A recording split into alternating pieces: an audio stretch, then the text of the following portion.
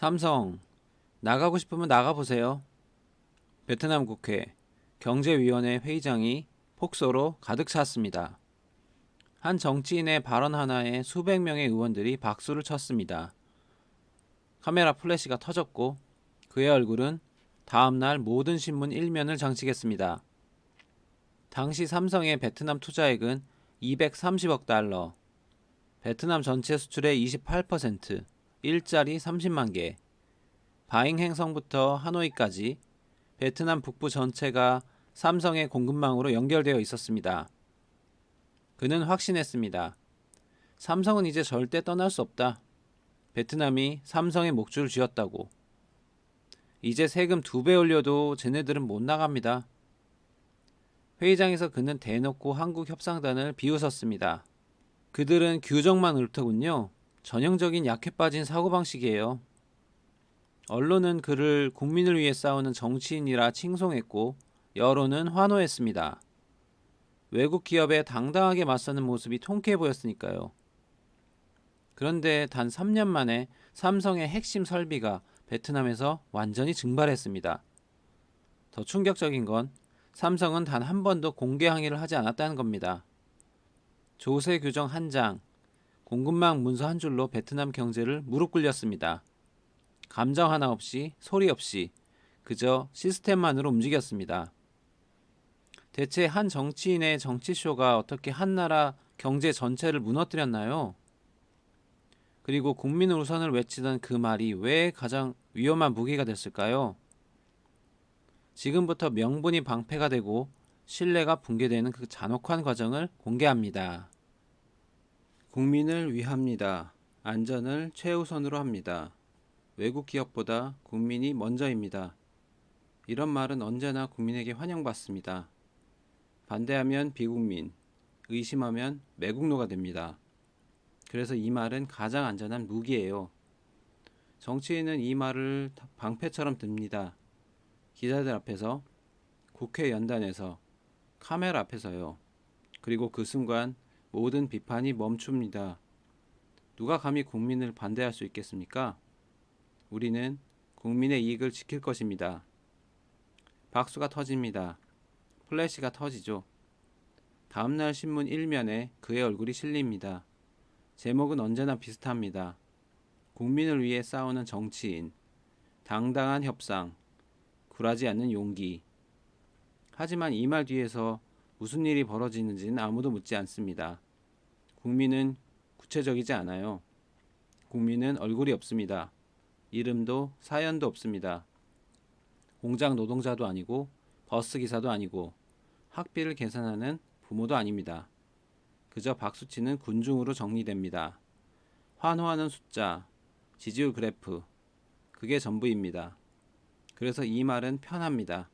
책임은 흐릿하고 명분은 선명하니까요. 잘 되면 내가 해냈고 잘못되면 상황 탓, 책임은 늘 밖으로 빠집니다. 국민을 위한 선택이었습니다. 이 한마디면 모든 게 정당화됩니다. 어떤 결정을 내려도 어떤 대가를 치르게 해도 이 말 하나면 충분합니다. 그리고 그는 알고 있었습니다. 이 말이 얼마나 강력한 방패인지, 이 말 뒤에서 얼마나 많은 것을 숨길 수 있는지요. 지금부터 시작되는 이야기는 한 정치인에 관한 겁니다. 그는 국민을 자주 언급했어요. 너무 자주 말했습니다. 하지만 단 한 번도 국민의 얼굴을 떠올리지 않았습니다. 그리고 그 결과 한 나라의 경제가 무너졌습니다. 그는 이름이 필요 없습니다. 어느 나라에나 있는 비슷한 정치인입니다. 중요한 건 그가 무엇을 말하느냐가 아니라 어떤 말로 말하느냐입니다. 어떤 단어를 고르는지가 본질입니다. 국민이 먼저입니다. 회의실에서 그는 이렇게 말했습니다. 목소리는 단호했고 표정은 굳어 있었죠. 카메라가 그를 비췄습니다. 완벽한 장면이었습니다. 지금은 우리나라에게 강한 메시지가 필요합니다. 보좌관들이 고개를 끄덕였습니다. 동료 의원들도 박수를 쳤습니다. 그의 말은 언제나 환영받았습니다. 반대할 이유가 없었습니다. 하지만 이상한 점이 하나 있었습니다. 그는 국민을 말하지만 국민의 얼굴은 떠올리지 않았습니다. 30만 명의 노동자가 어떤 표정으로 출근하는지, 그들이 저녁 식탁에서 무슨 이야기를 나누는지, 아이들 학비를 어떻게 마련하는지 그는 몰랐습니다. 아니, 알 필요가 없었습니다. 그에게 국민은 숫자였으니까요. 지지율 60%, 반대 여론 20%, 무응답 20%. 이 숫자들이 그의 세계에게 전부였습니다. 우리는 당당하게 요구할 권리가 있습니다. 그의 연설은 계속됐어요. 기자들이 받아 적었고 카메라가 클로즈업했습니다. 다음날 뉴스 탑이 될 장면이었습니다. 그리고 그는 확신했습니다. 이 방향이 옳다. 국민이 원하는 게 바로 이거라고. 실제로 국민이 원하는지는 중요하지 않았습니다. 중요한 건 그가 국민이 원한다고 말하는 거였습니다. 그 순간 모든 게 정당화된다고 믿었습니다. 회의가 끝나고 복도에서 동료가 물었습니다. 정말 이렇게 밀어붙여도 괜찮을까요? 그는 웃으며 대답했습니다. 국민이 지켜보고 있어요. 우리가 물러서면 안 됩니다. 동료는 더 이상 묻지 않았습니다. 국민이라는 단어 앞에서 무슨 말을 더 할 수 있겠어요? 그날 저녁 그는 집으로 돌아가는 차 안에서 창밖을 바라봤습니다. 거리에는 사람들이 걷고 있었어요. 퇴근하는 직장인들, 손을 잡고 가는 가족들, 늦은 시간까지 가게를 여는 상인들. 하지만 그는 사람들의 진짜 모습을 보지 않았습니다. 그저 스마트폰으로 뉴스 댓글만 확인했습니다. 이번엔 제대로 하네요. 외국 기업에게 당하고만 살 순 없다. 지지합니다. 그는 만족스럽게 미소 지었어요. 이거였습니다. 이게 국민의 목소리라고 그는 믿었습니다. 그는 늘 국민을 말했어요. 하지만 국민의 얼굴은 떠올리지 않았습니다. 국민은 그에게 숫자이고 댓글이고 지지율이었습니다. 그리고 이 착각이 모든 비극의 시작이었습니다. 왜 국민 우선은 가장 편한 선택일까요? 답은 간단합니다. 즉각적이니까요. 국민은 오늘 반응합니다. 뉴스가 나가면 댓글이 달립니다. 연설을 하면 박수가 터집니다. SNS에 글을 올리면 좋아요가 쌓입니다. 반응은 빠르고 가시적이고 측정 가능합니다. 하지만 신뢰는 다릅니다. 신뢰는 느립니다. 눈에 보이지 않죠. 그래프로 확인할 수도 없습니다. 신뢰는 쌓이는데 10년이 걸리고 무너지는 건 한순간입니다. 그래서 정치인은 빠른 것, 보이는 것을 선택합니다. 국민 여론은 오늘 터지지만 신뢰는 3년 후에 터지니까요. 외국 기업에 세금을 더 걷겠습니다. 이 말 한마디면 충분합니다. 다음날 신문 헤드라인이 되고 저녁 뉴스 탑이 되고 지지율 5% 오릅니다. 누가 반대할 수 있겠어요? 국민을 위한 일인데요. 우리 세금으로 떠받들어준 기업이 제대로 내야 하는 거 아닙니까? 논리는 완벽하고 명분은 선명합니다. 그런데 한 가지 빠졌습니다. 그 기업이 떠나면 어떻게 되는가요? 떠날 리 없어요. 그는 확신했습니다. 이미 투자한 게 너무 많으니까요. 공장도 지었고 사람도 뽑았고 공급망도 만들었잖아요. 이제 와서 다 버리고 갈 순 없죠. 이게 그의 계산이었습니다. 하지만 이 계산에는 치명적인 오류가 하나 있었습니다. 과거 투자는 이미 끝난 겁니다. 기업은 과거를 보고 결정하지 않습니다. 미래를 보고 결정하죠. 여기 남으면 앞으로 얼마를 더 내야 하는가? 이게 기업의 질문입니다. 지금까지 얼마를 투자했는가가 아니라요. 하지만 그 정치인은 이 차이를 몰랐습니다. 아니, 알 필요가 없었습니다. 어차피 책임은 나중 일이니까요. 신뢰는 느립니다. 국민 여론은 빠르죠. 권력은 늘 빠른 쪽을 선택합니다. 오늘 박수 받는 게 중요하지 3년 후 경제가 어떻게 되는지는 그때 가서 생각하면 되니까요. 문제가 생기면 그땐 다시 조정하면 됩니다. 회의실에서 그는 이렇게 말했어요. 보좌관들도 고개를 끄덕였죠. 합리적인 판단처럼 들렸으니까요. 하지만 이건 합리가 아니라 회피였습니다.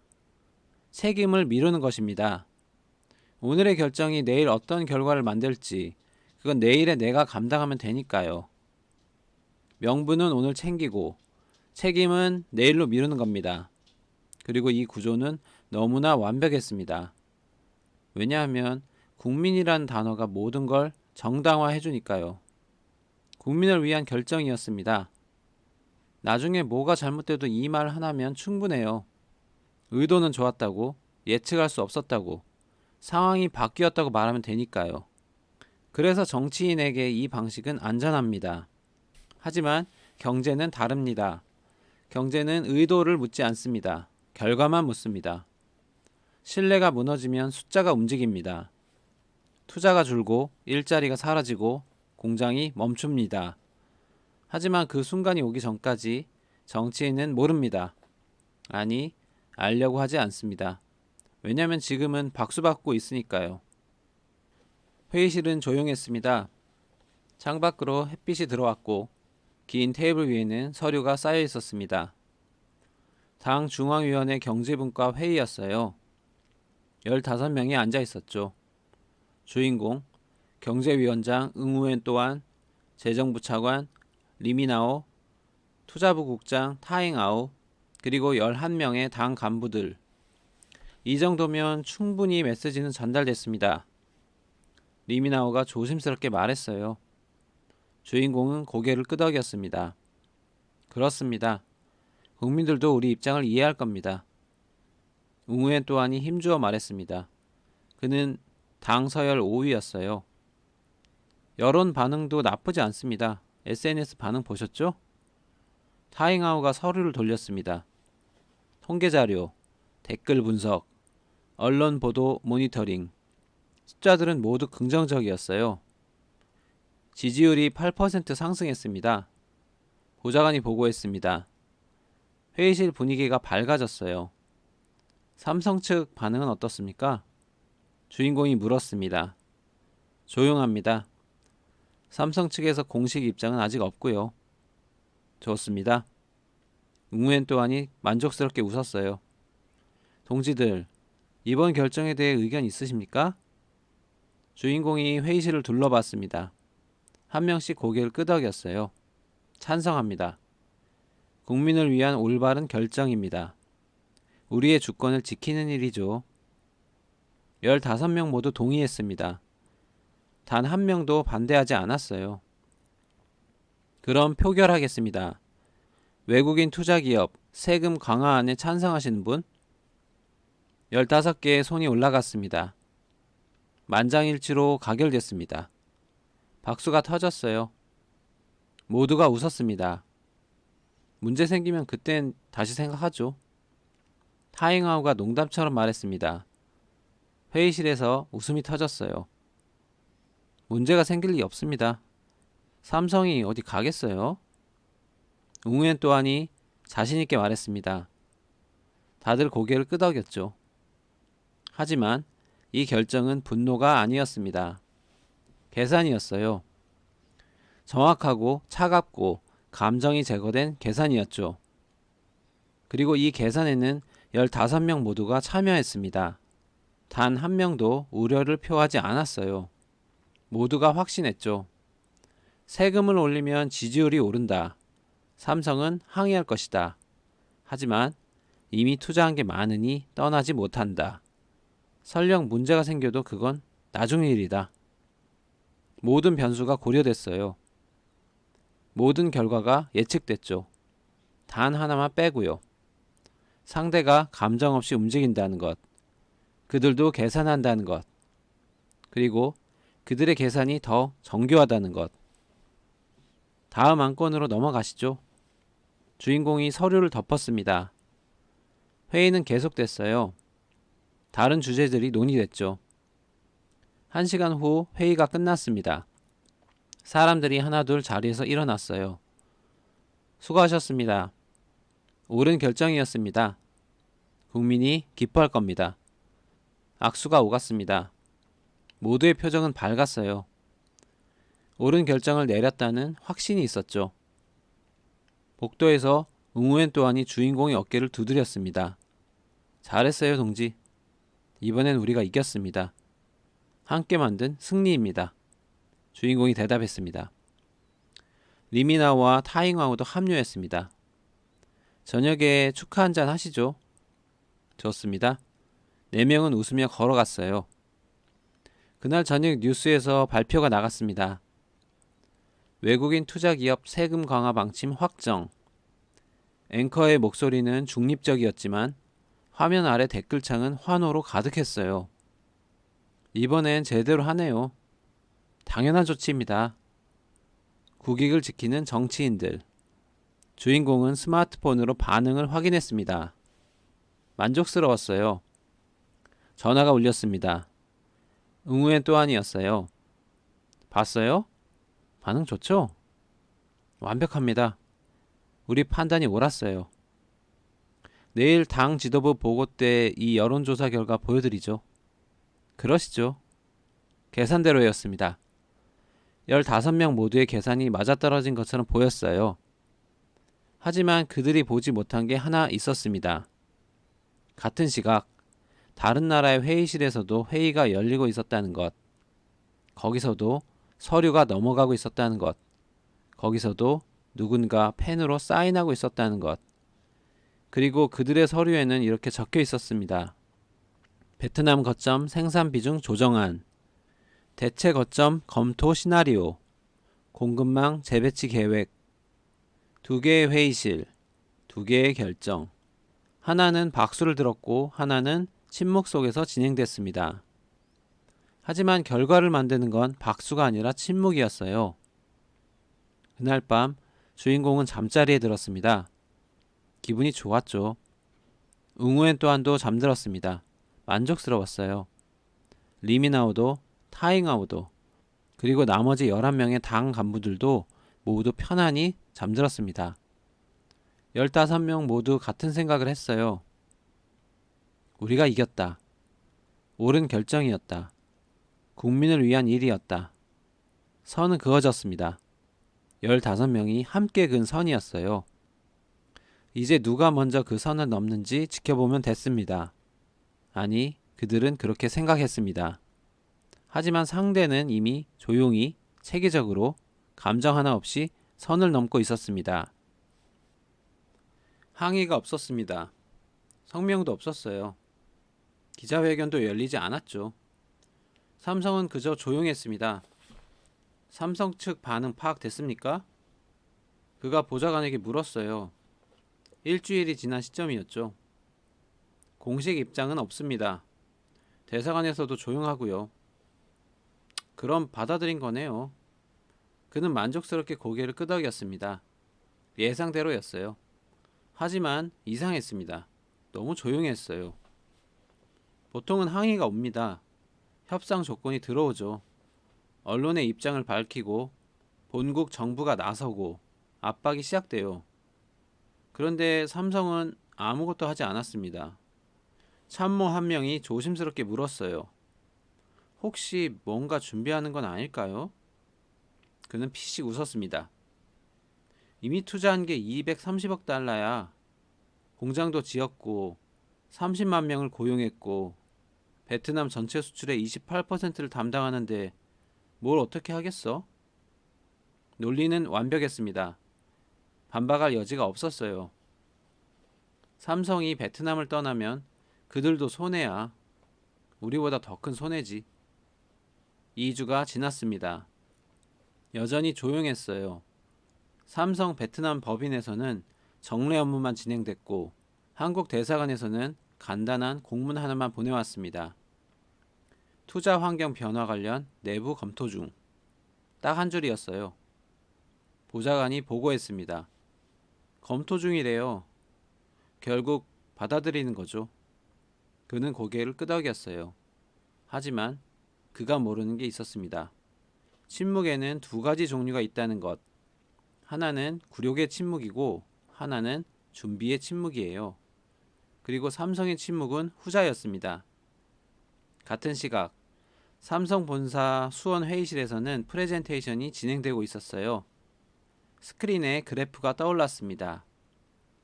베트남 세율 인상 시 예상 손실액 연간 4,300억 원. 인도 거점 이전 시 초기 비용 1조 2천억 원.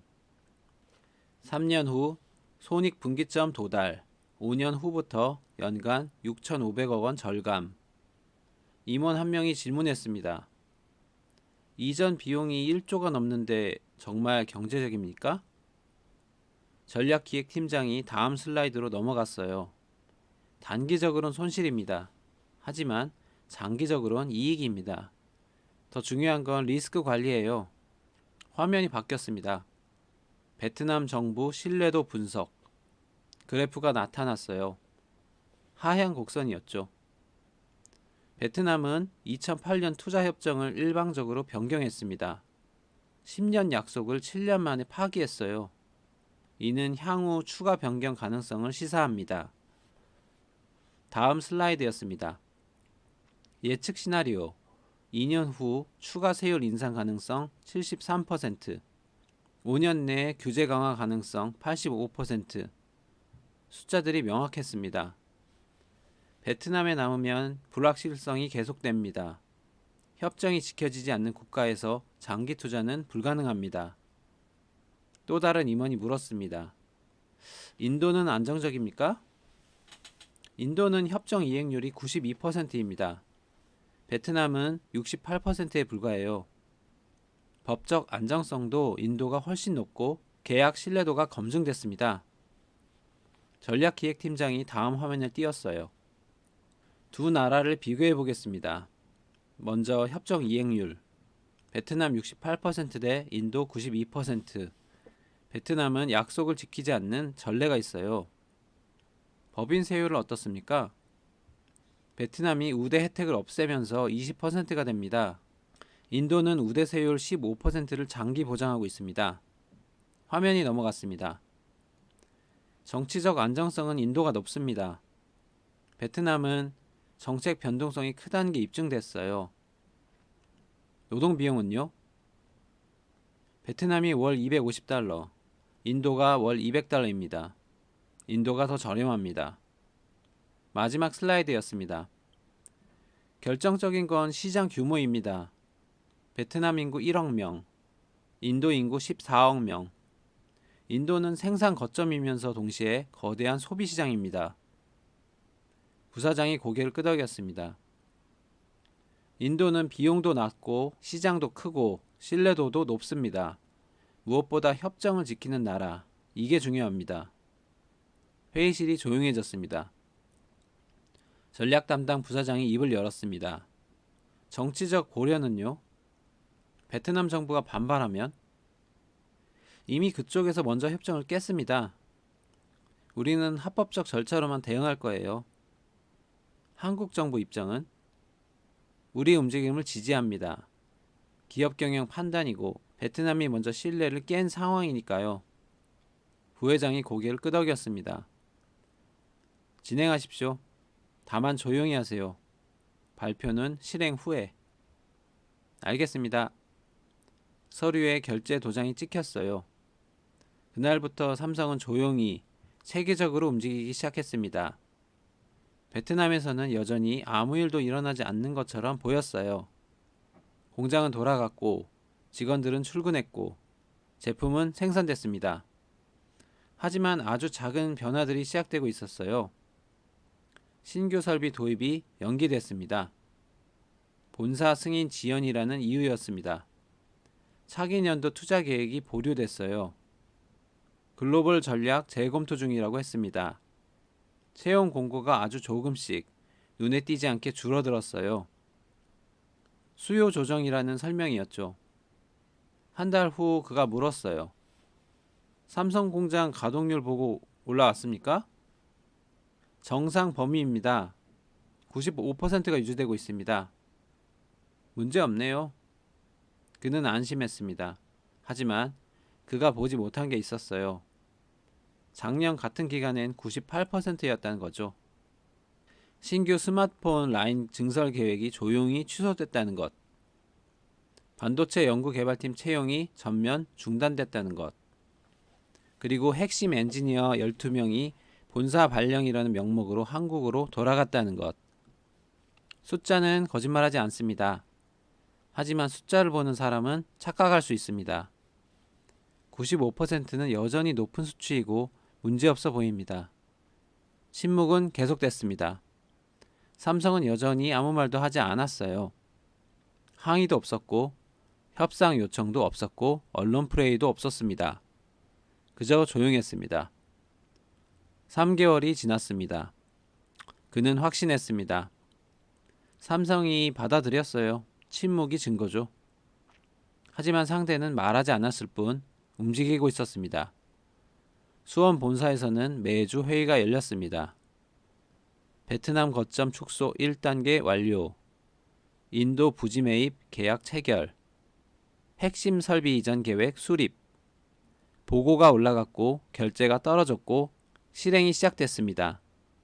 모든 게 문서로 기록됐어요. 모든 게 절차대로 진행됐죠. 감정은 없었습니다. 분노도 없었고 보복 심리도 없었어요. 그저 계산이었습니다. 베트남은 신뢰할 수 없다. 인도가 더 합리적이다. 이전한다. 이게 전부였습니다. 그리고 그 움직임은 곧 모습을 드러낼 예정이었습니다. 6개월이 지났습니다.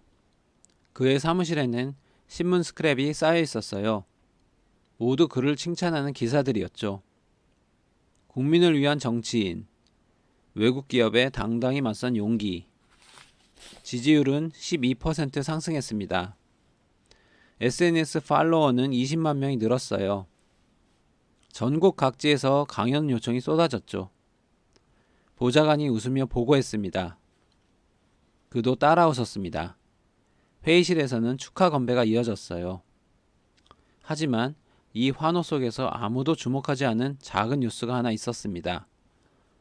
삼성 베트남 법인의 신규 투자 계획이 재검토 중이라는 짧은 보도였어요. 경제면 구석자리였죠. 별거 아닙니다. 일시적 조정이에요. 경제부처 담당자가 설명했습니다. 그는 고개를 끄덕였어요. 2주 후 또 다른 작은 보고가 올라왔습니다. 삼성 일부 생산 라인 가동률이 5% 하락했습니다. 원인이 뭡니까? 글로벌 수요 조정이라고 합니다. 정상 범위네요. 서류가 덮였습니다. 5%는 오차범위니까요. 계절적 요인일 수도 있고 재고 조정일 수도 있었어요. 한 달 후 좀 더 구체적인 숫자가 나왔습니다. 삼성 신규 채용이 전년 대비 40% 감소했습니다. 경기 조정 아닙니까? 그렇게 보입니다. 하지만 이상한 점이 있었어요. 삼성 인도 법인은 같은 기간 채용을 200% 늘렸거든요. 경제 전문 기자 한 명이 이 차이를 포착했습니다. 작은 기사가 나갔어요. 삼성, 베트남 축소, 인도 확대 조짐? 하지만 아무도 주목하지 않았습니다. 정치면은 여전히 그의 성공 스토리로 가득했으니까요. 그달 말 외국인 직접 투자 통계가 발표됐습니다. 전월 대비 12% 감소였어요. 글로벌 경기 침체 영향입니다. 재정부가 설명했습니다. 그럴듯했습니다. 실제로 세계 경제가 둔화되고 있었으니까요. 베트남만의 문제는 아니었어요. 그는 창밖을 바라봤습니다. 멀리 공장지대가 보였어요. 여전히 굴뚝에서 연기가 나고 있었죠. 숫자는 정상이었습니다. 95% 가동률, 29만 명 고용 유지, 수출 기여도 27%.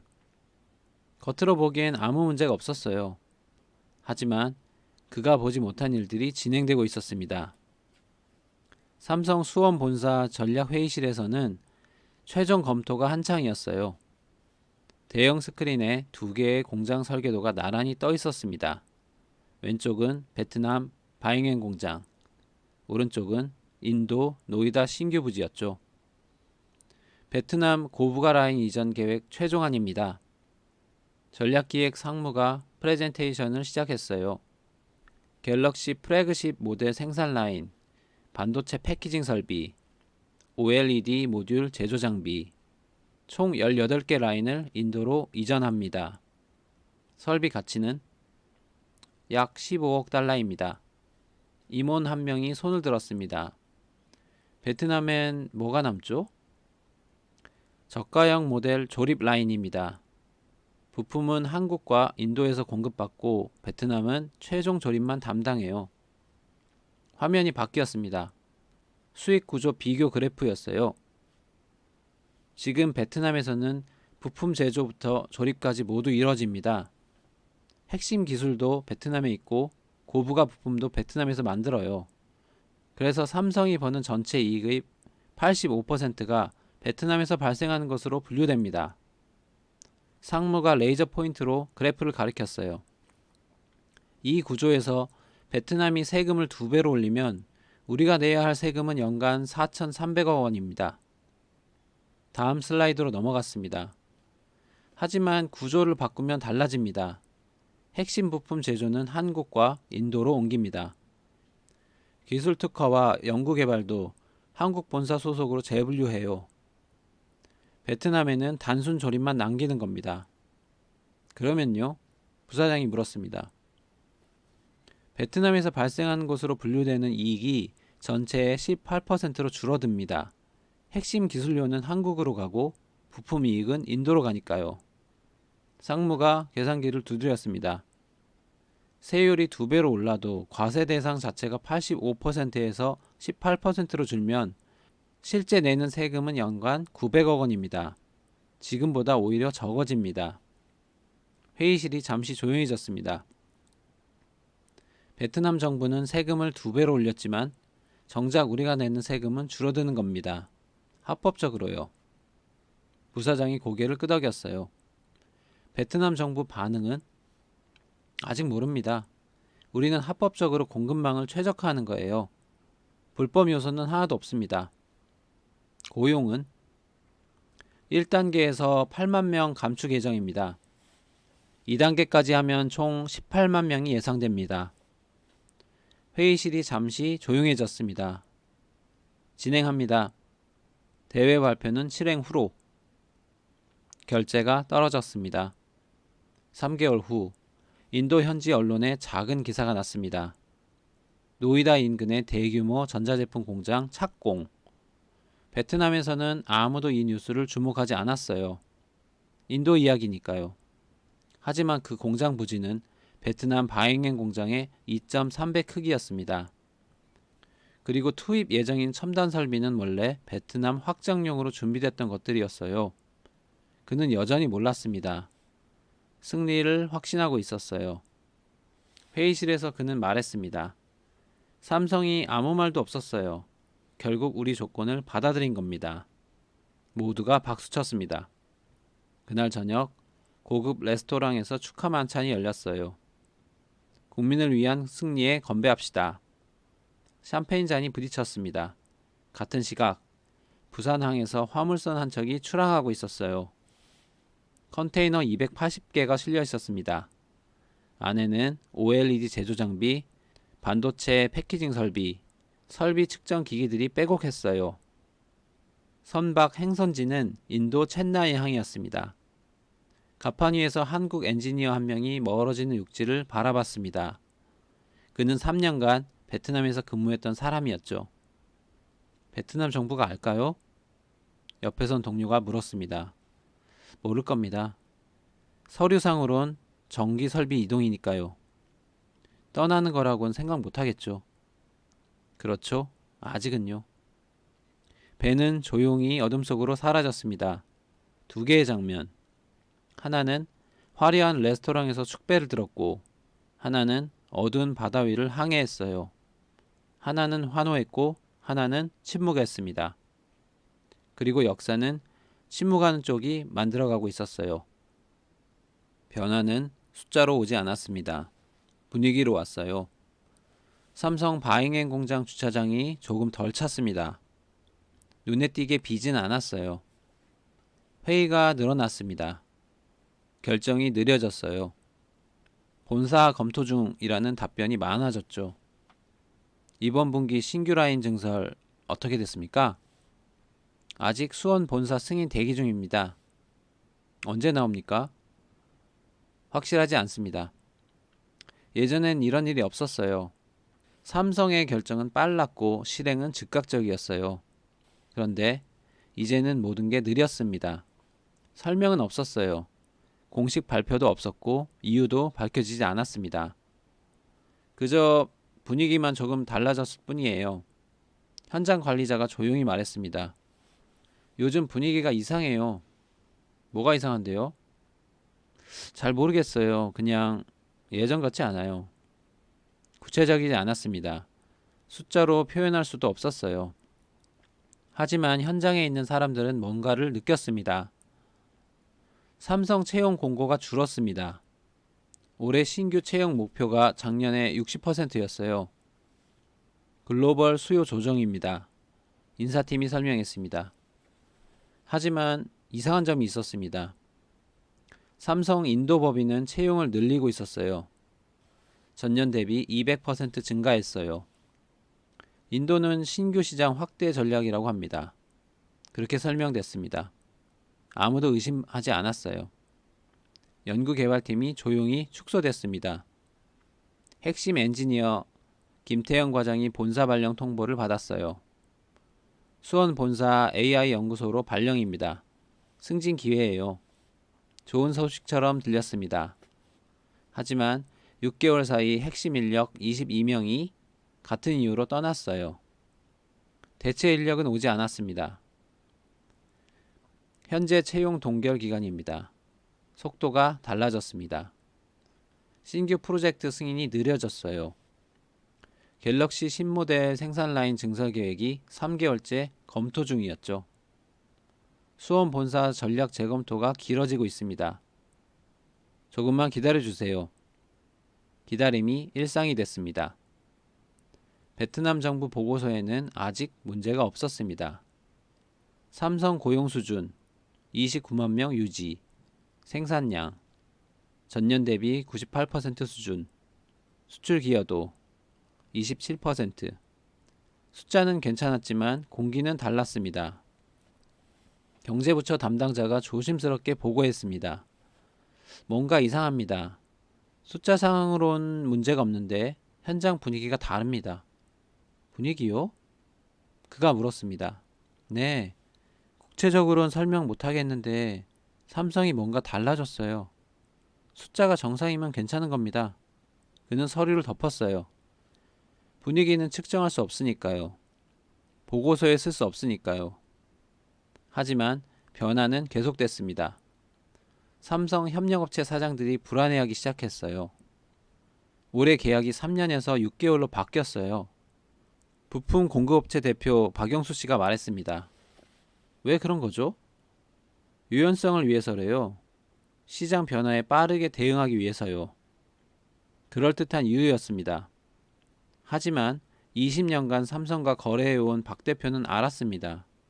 뭔가 준비하는 것 같아요. 언제든 끊을 수 있게요. 소문이 돌기 시작했습니다. 공장 앞 식당 주인 응우엔 T씨는 매출 장부를 넘겨봤어요. 점심 손님이 줄었어.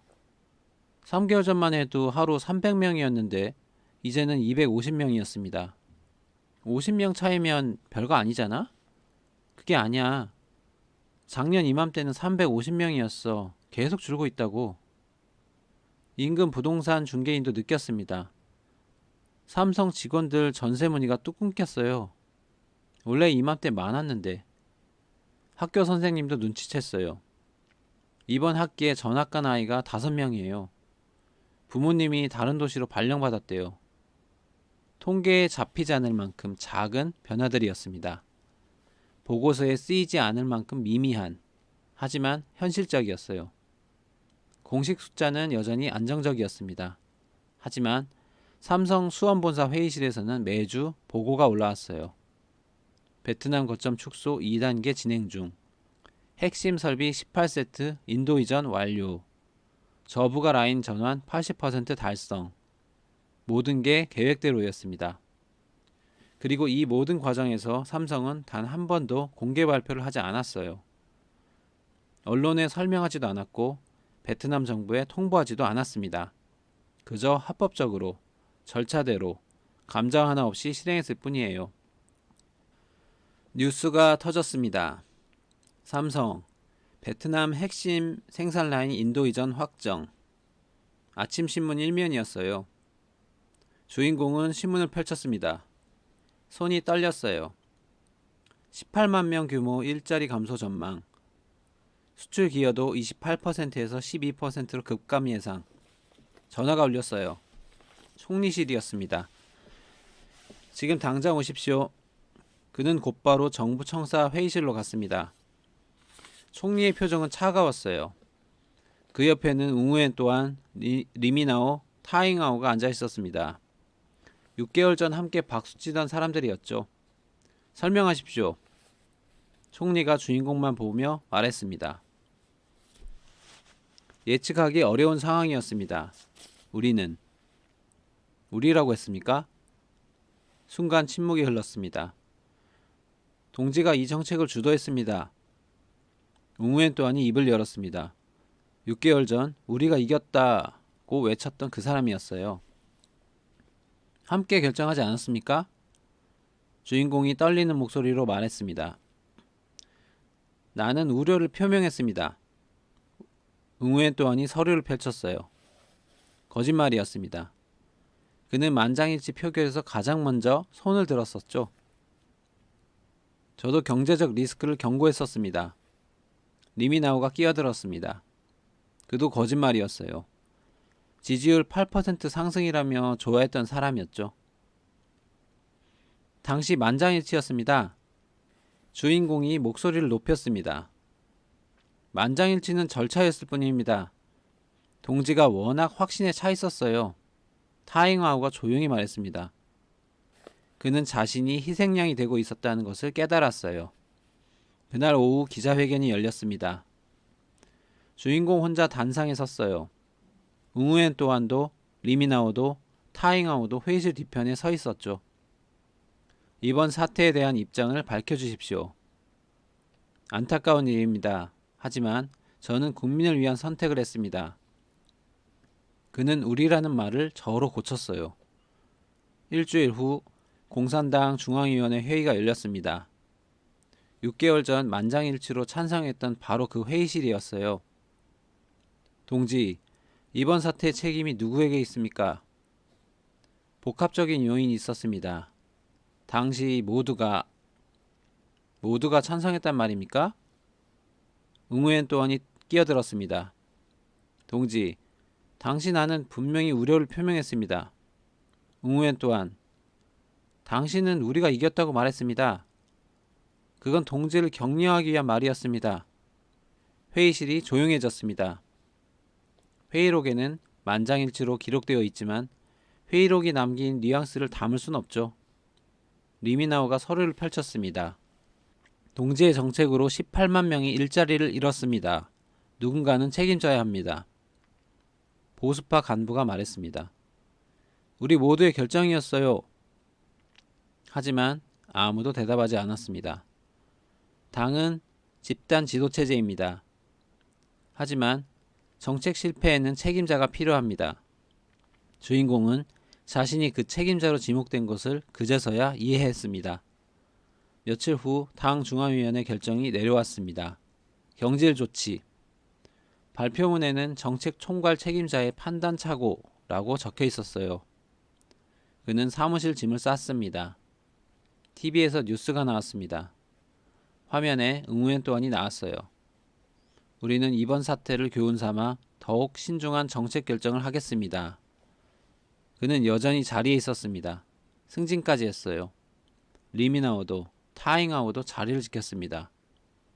15명 중 14명은 남았네요. 단 한 명만 떠났습니다. 한 달 후 작은 사무실에서 그는 컨설팅 일을 시작했습니다. 어느 날 한 기자가 찾아왔어요. 당시 회의에서 만장일치였다고 들었습니다. 그랬습니다. 그런데 왜? 누군가는 책임져야 했으니까요. 억울하지 않으십니까? 그는 잠시 침묵했어요. 처음엔 억울했습니다. 하지만 이제는 이해해요. 이게 이 나라의 시스템이에요. 후회하세요? 의도는 좋았습니다. 아니, 제 의도는요. 그는 여전히 우리와 저 사이에서 혼란스러워했습니다. 숫자는 거짓말하지 않아요. 18만 명이 일자리를 잃었습니다. 15명이 함께 결정했습니다. 하지만 한 명만 책임졌어요. 나머지 14명은 말합니다. 우리는 우려했었다. 하지만 그가 강하게 밀어붙였다. 그리고 그들은 여전히 자리에 있습니다. 회의실에 앉아 다음 정책을 결정하고 다시 박수를 치고 있어요. 3년이 지났습니다. 삼성 바잉행 공장 주차장은 절반이 비었어요. 예전에 아침마다 3,000대 차량으로 가득 찼던 이곳이 1,200대만 들어옵니다. 정문 앞 20년 된 쌀국수 식당도 문을 닫았어요. 인근 상권이 무너졌고 부동산 가격이 40% 떨어졌습니다. 삼성 고용 인원은 30만 명에서 11만 명으로 줄었어요. 수출 기여도는 28%에서 9%로 떨어졌고 협력업체는 450개에서 165개로 감소했습니다. 하지만 숫자보다 더 무서운 건 신뢰였습니다. 해외 투자 설명회가 열렸어요. 베트남 정부 관계자가 200명의 글로벌 기업 담당자 앞에 섰습니다. 우리는 변했습니다. 협정 이행을 최우선으로 하겠습니다. 프레젠테이션이 이어졌지만 질의응답 시간에 일본 기업 임원이 손을 들었습니다. 2008년 삼성과 맺은 협정도 10년 보장이었습니다. 7년 만에 바뀌었죠. 이번엔 다르다는 보장이 있습니까? 침묵이 흘렀습니다. 설명회가 끝나고 아무도 계약서에 사인하지 않았어요. 검토해 보겠습니다. 정중한 거절이었습니다. 그 정치인은 이미 공직을 떠났습니다. 하지만 그가 남긴 결과는 남았어요. 빈 공장이, 문 닫은 가게가, 무너진 신뢰가. 삼성 베트남 법인 건물은 아직 서 있습니다. 하지만 절반은 텅 비었어요. 핵심 연구소는 인도로, 첨단 생산 라인도 인도로 갔습니다. 베트남에 남은 건 저가형 제품 조립뿐이었어요. 경제주간지 기자가 삼성 본사 관계자를 인터뷰했습니다. 베트남 투자를 다시 늘릴 계획은 없습니까? 당분간은 현 수준을 유지할 예정입니다. 이유가 뭡니까? 투자는 신뢰를 기반으로 합니다. 신뢰가 회복되려면 시간이 필요해요. 얼마나 걸릴까요? 알 수 없습니다. 어쩌면 10년? 어쩌면 그 이상? 어느 날 그 전직 정치인을 찾아간 기자가 있었어요. 작은 컨설팅 사무실에서 그는 서류를 검토하고 있었습니다. 후회는 없으십니까? 그는 잠시 창밖을 바라봤어요. 의도는 좋았습니다. 국민을 위한 일이었어요. 하지만 18만 명이 일자리를 잃었는데도요? 그건 삼성의 선택이었어요. 그는 여전히 믿고 있었습니다. 자신이 옳았다고. 이 권력은 끝까지 국민을 외쳤습니다. 회의실에서, 연단에서, 카메라 앞에서 국민을 위합니다. 국민이 먼저입니다. 하지만 정책은 다른 방향으로 움직였어요. 슬로건은 위를 향했지만 결과는 아래로 떨어졌습니다. 말은 국민을 향했지만 시선은 지지율을 향했죠. 그리고 삼성은 그 순서가 바뀌는 순간 이미 선택을 끝냈습니다. 조용히, 체계적으로, 감정 하나 없이. 수원 본사 회의실에서 결정이 내려졌어요. 베트남은 신뢰할 수 없다. 인도로 이전한다. 서류에 도장이 찍혔고 실행이 시작됐고 결과가 나왔습니다. 그들은 말하지 않았습니다. 항의하지도 협상하지도 않았어요. 그저 움직였을 뿐입니다. 그 움직임 앞에서 슬로건은 무력했습니다. 국민을 위한다는 말로는 빈 공장을 채울 수 없어요. 당당한 협상이라는 말로는 떠난 일자리를 되돌릴 수 없습니다. 주권 수호라는 말로는 무너진 신뢰를 회복할 수 없죠. 말은 가벼웠지만 결과는 무거웠습니다. 국민 우선은 슬로건이었고 신뢰는 늘 다음 순서였습니다. 그리고 어떤 기업들은 이 순서가 바뀌는 순간 이미 선택을 끝냅니다. 감정 없이, 소리 없이 돌아오지 않습니다. 이것이 명분과 신뢰가 분리된 순간의 대가입니다. 그 대가는 문 닫은 가게에서, 떠난 사람들의 빈자리에서 지금도 계속되고 있습니다. 오늘 이야기가 재밌었으면 구독과 좋아요 부탁드립니다.